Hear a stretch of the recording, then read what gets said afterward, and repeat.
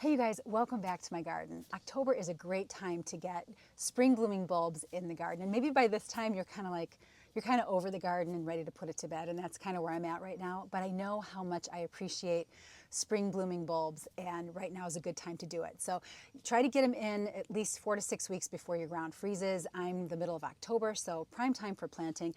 And I have about 300 crocus bulbs, which are not bulbs at all. These are corms. I'll get into that in a moment.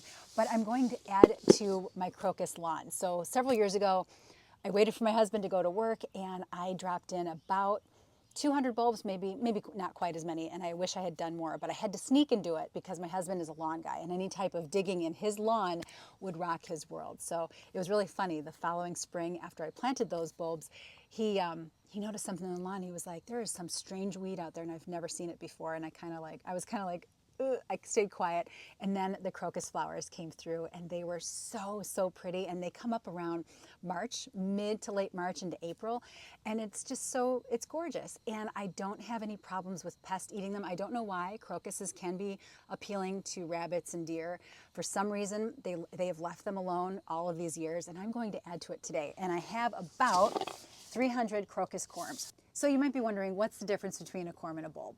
A bulb, like a tulip or a daffodil, is an accumulation of very tightly wrapped leaves, whereas a corm, like a crocus corm, is densely packed tissue. You may have heard the term naturalizing or read it in a bulb catalog. Good at naturalizing, great for naturalizing. So what does that mean? Well, naturalizing is what you want, is the characteristic you want your bulb or corm to have when you want that particular plant to spread, which is what I want this to do. So these are naturalizing crocuses, and the fact that it's a corm makes it especially good at naturalizing because corms have all that tissue densely packed in this cute little package here, and then at the end of the season when it's done flowering, it'll produce more corms at the bottom of it, which makes it great for naturalizing because then it spreads.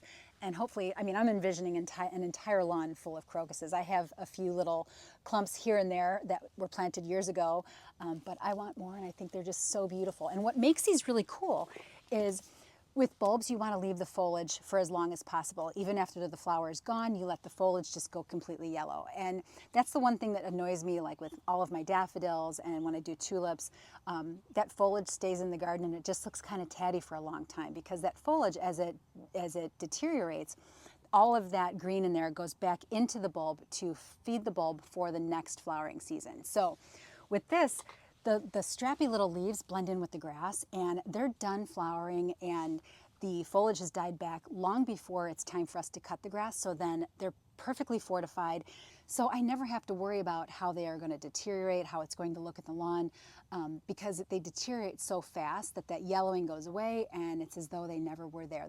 They're ephemeral. So also keep in mind too, if you fertilize your lawn, be mindful of the type of fertilizer you're using because it's not going to work so well if you're using synthetic fertilizers. I'm an organic gardener, so we use an organic lawn fertilizer that does not harm, it has no herbicide in it to harm things that might be planted in the grass. So that's what gives these guys a fighting chance too. So I've got 300 of those bulbs, and what's going to make planting 300 bulbs a lot easier is my power planter auger. This is a 2-inch auger. It's about 36 inches long, and I put it on my Ryobi drill. I bought the heavy duty model because I have very heavy soil, so it really loosens it up great, makes life a lot easier, and I don't have to squat down to plant.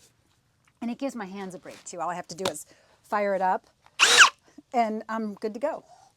As far as fertilizer is concerned, and you do want to use fertilizer to give them a good head start, the recommendation years ago was bone meal.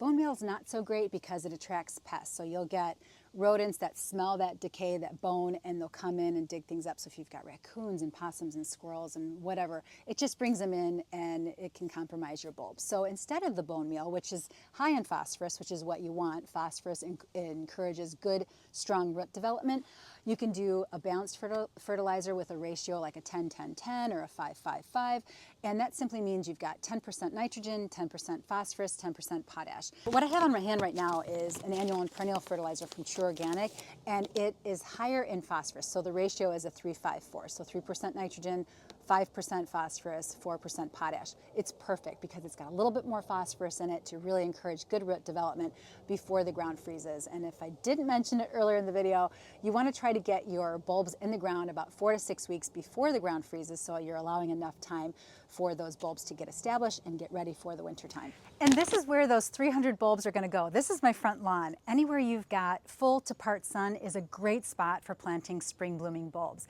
even beneath trees. So, you know, in the growing season, like this maple tree. This maple tree is loaded with daffodils in the springtime beneath it because it's hit with full sun, it's warmed up, there's no leaves to shade anything, so it's a prime spot for daffodils. And I also chose this spot because I want to be able to look out my windows and see a carpet of crocuses everywhere. I was going to plant in the side yard garden as well, but that is a heavy traffic area because we bring our garbage cans out from the side of the garage and roll it through, and I would end up trampling all those beautiful crocus buds that would be coming up, and I don't want to do that. So it's low traffic in late winter, early spring, which is when those crocuses are going to be popping through, and I think it's going to be lovely. Now, as far as planting depth for any spring blooming bulb, a good rule of thumb is planting it 2 to 3 times the height of the bulb. So if your bulb, for example, this crocus corm, if it's 1.5 inches tall, your planting hole is going to be 3 inches deep, and you're going to be measuring from the base of the bulb.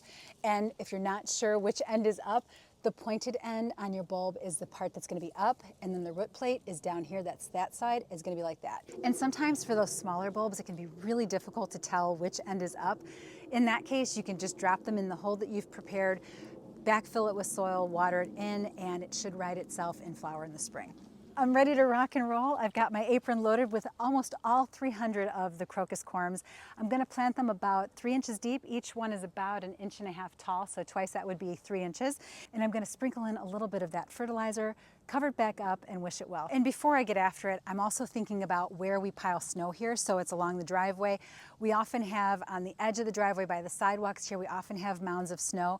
Too much moisture is what's going to rot these guys, so I'm going to pull all of my crocuses away from those areas where I know snow is going to mound and it's going to stay wet longer. So I'll be further into the yard and start them back here.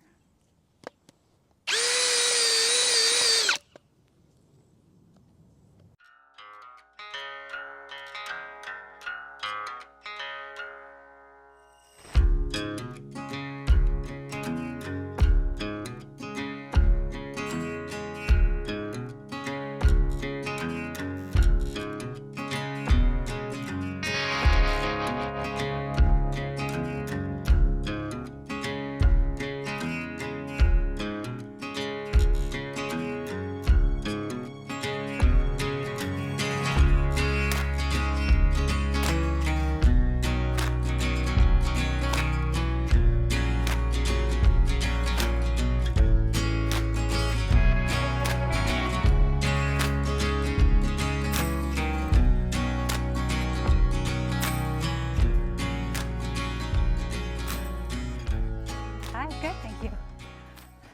And that'll do it. I got all 300 crocus corms in the ground, and that doesn't mean that all 300 are going to come through the winter. I'm expecting some attrition, maybe rabbits, squirrels, deer, whatever. Things are going to eat them, but my feeling is some color is better than no color, right? I mean, after a long winter, us cold climate gardeners have to have something to look forward to.